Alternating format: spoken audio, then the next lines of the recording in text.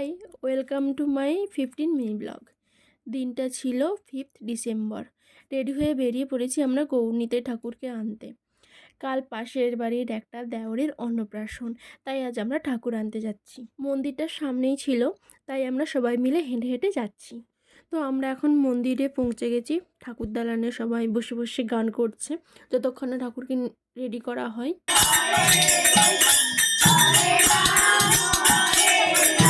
বাড়িতে নিয়ে চলে আসা হয়েছে।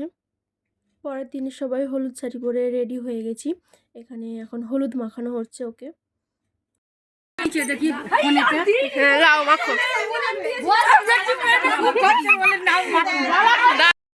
সবাই মিলে হলুদ মাখামাখি করছিল। তারপর ওকে স্নান করতে নিয়ে যাওয়া হয়েছে। তারপর বাড়িতে এসে ঠাকুরকে প্রসাদ দিয়ে ও এখন ভাত খেতে বসেছে। তো নিজে নিজেই খেতে শুরু করে দিয়েছে। আজকের মতো এখানেই। ব্লগটা কেমন লাগলো জানিও, আর বেশি বেশি লাইক করে দিও। টাটা।